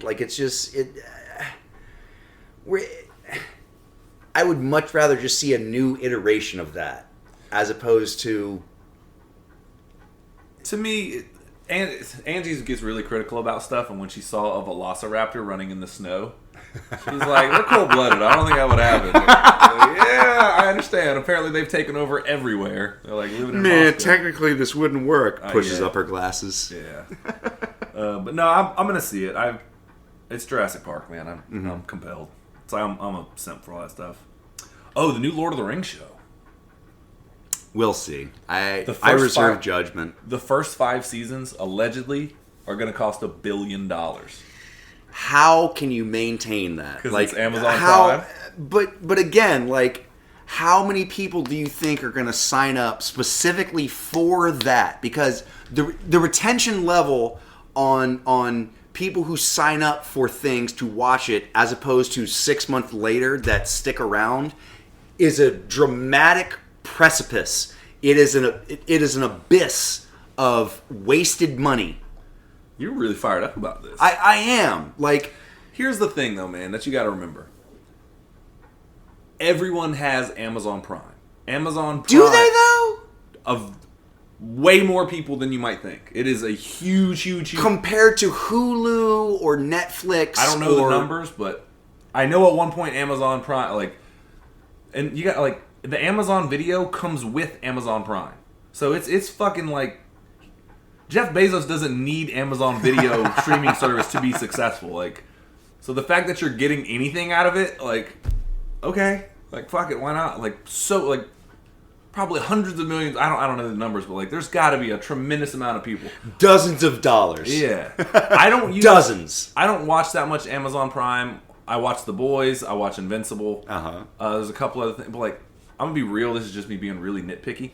I hate the way that their menu is set up. Yes, I think it's the most atrocious thing. I'm sure that there's some science behind it as to where it gets you to buy or rent movies. I'm sure that's what it is. But it's user unfriendly. I hate their setup. So unless I know exactly what I want to watch on it, I don't even play with it. Yeah. And it got worse over the last 3 or 4 years. So I'm just back in the day, you could at least just go to because even HBO Max, they're gonna suggest things. But if you go to movies and then just they go have A to Z, everything. Yeah, you go everything. A to Z. You'll get lost everything. in it. Yeah. So you can find anything you want. Just scroll A to Z and then just go there. You'll be there for a while, but yeah, Amazon. I can't ever find anything, but I know that there's a huge marketplace for Lord of the Rings. Everyone's finding their Game of Thrones. Everyone's finding. Right. That's why Netflix has The Witcher. That's why. Right. So because I get it. Swords and sorcery are in right now. Yeah, man. So. But yeah, that was interesting. The one that really I'm signed up for before we get into the Marvel stuff is Jordan Peele's Nope. The less I know about that going in, the better. I know that it has something to do with alien abduction, but that guy, you have my interest, sir, and now you have my attention. Agreed. I definitely feel that I don't want to see a whole behind the scenes series on that. The less I see about that, the less I know, the more interested I am. Yeah. I absolutely, you have my attention already. Just tell me when it's going to release, and I will be there. Yeah.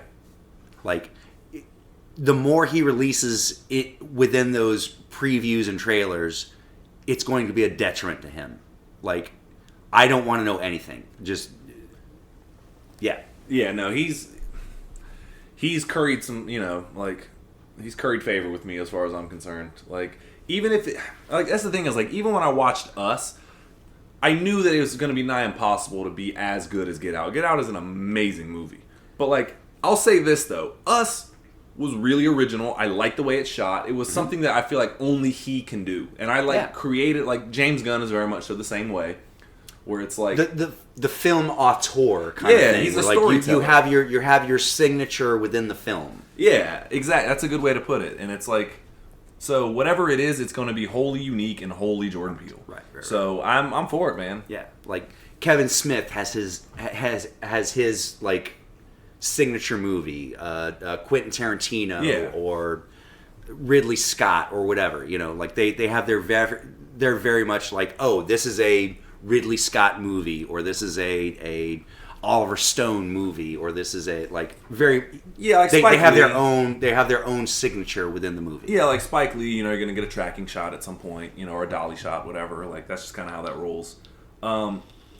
Now, before we get into this, man, before we get into the big one, Moon Knight, man, that looked rugged, raw.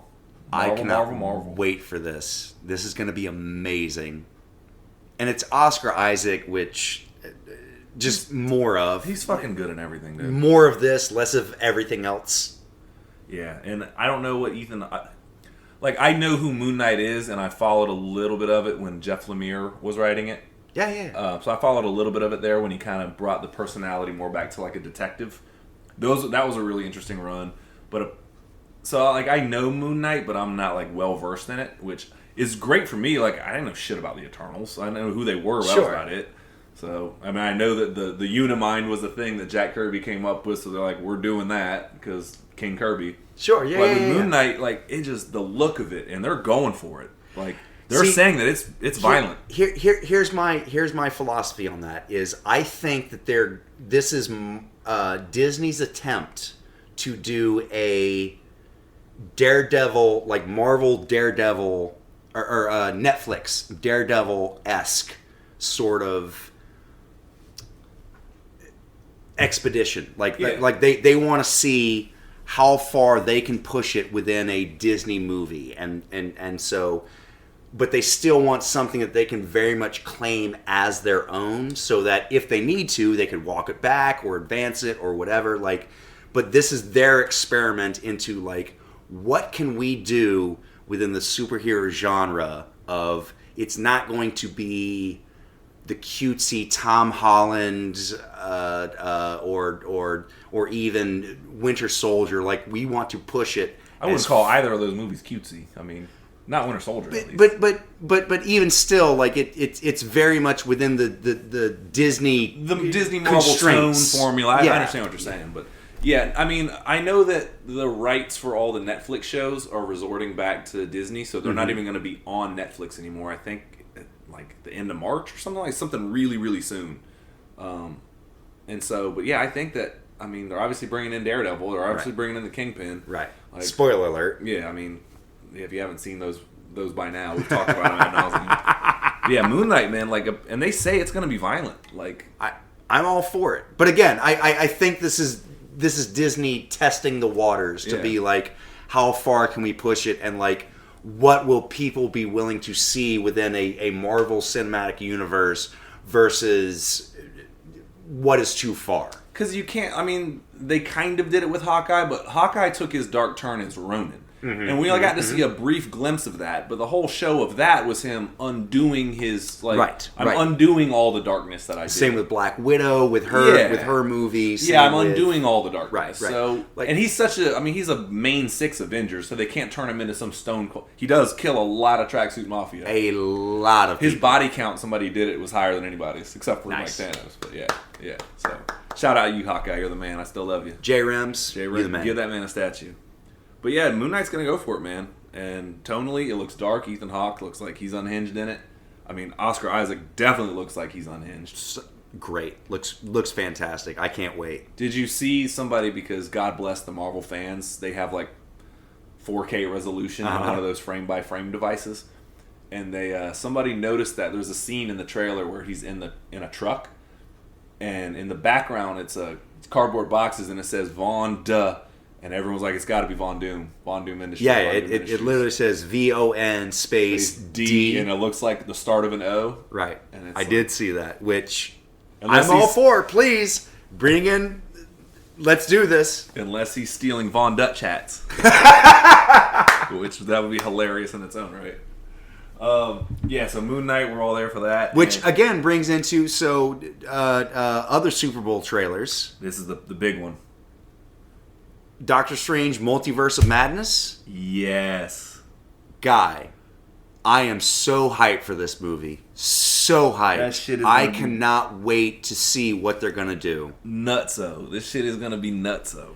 This is going to be like a straight up like, what's his name? Bill Strajenik? I don't know where you're going. Strajenko?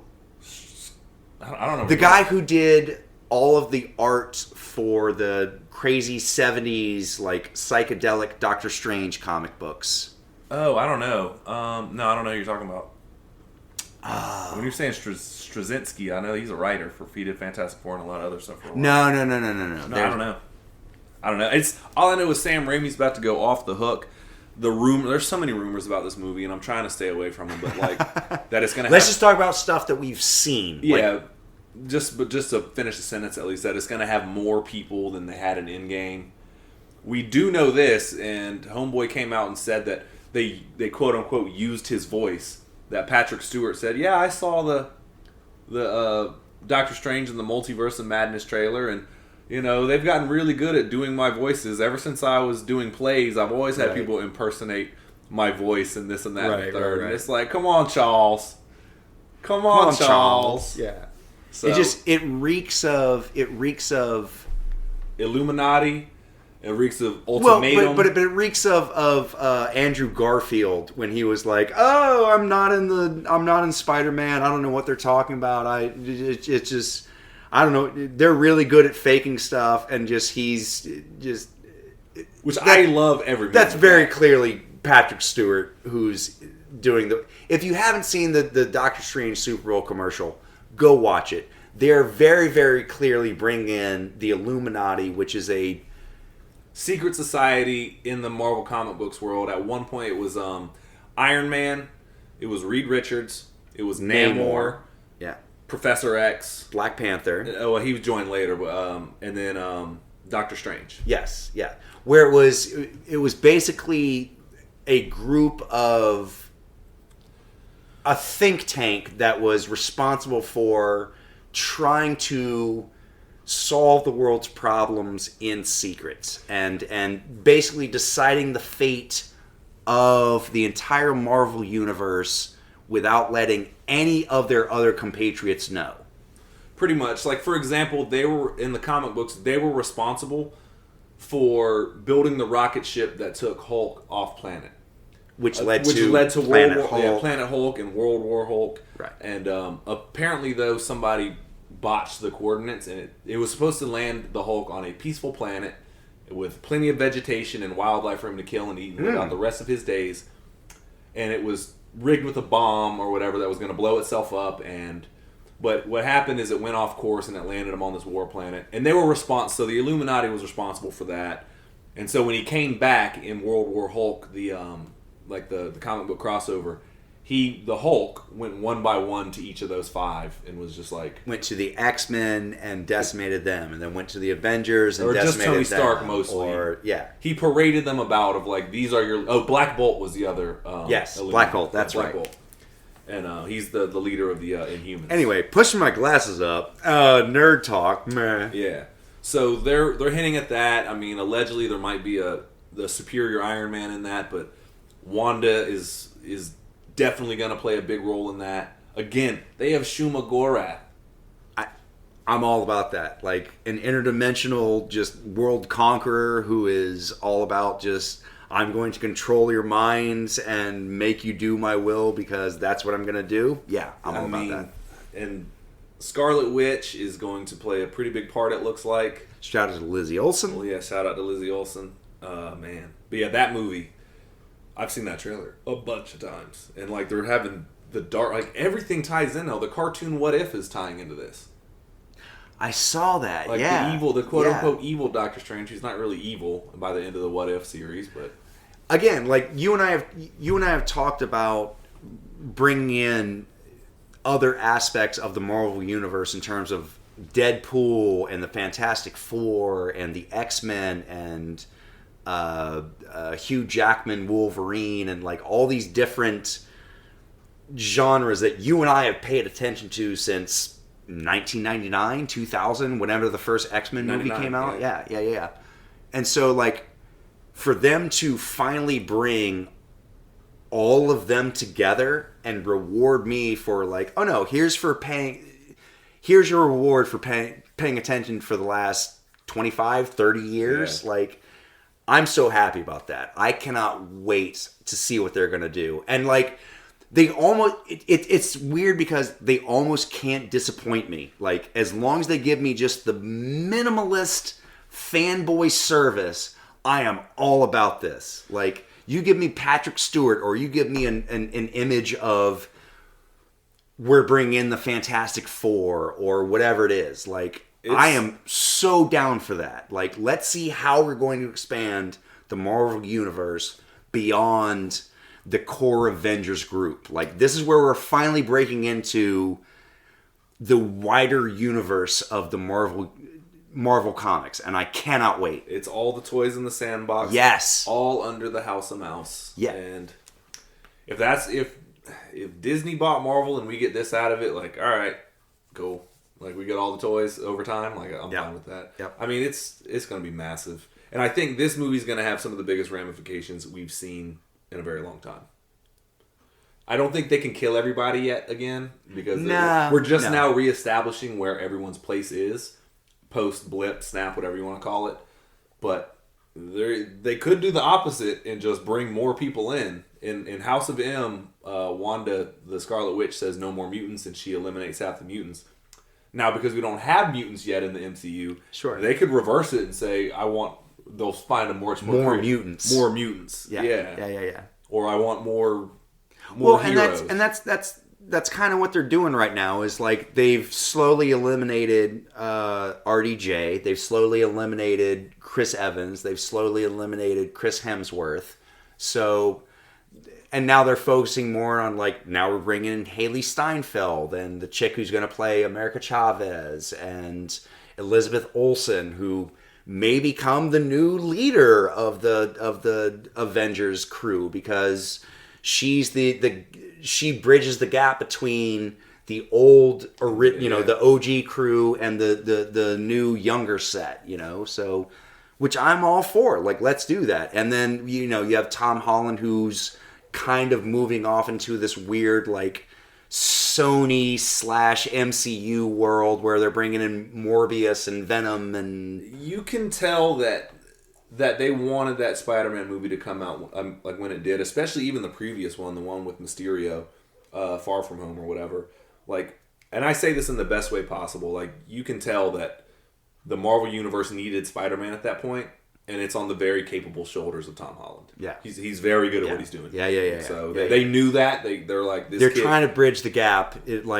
We're going to let you establish a Marvel Universe Spider-Man, but eventually we're going to take over and we're going to do our own thing. Well, we as a fan base and Spider-Man as a character, we're all in mourning. So it's like we got to mourn and grow with Spider-Man, and that was the smartest way to approach it. Sure. It was like Spider-Man's in mourning, his world's shook upside down, like, hey buddy, ours is too, and we're in the real world. So. Because ultimately Spider-Man works when he's born out of tragedy, whether it's the death of Uncle Ben or Aunt May or Gwen Stacy, or the loss of his marriage to Mary Jane, or I may be the clone or I'm not the clone or whatever. Like, Spider-Man works as a tragic character, and so returning him to those roots time and time again is why we're so involved as viewers. Yeah, and so they were smart to do it. Like, even with Wanda, it's like, oh, we're going to deal with this tragedy together. We're going to do it on screen and with you as viewers. So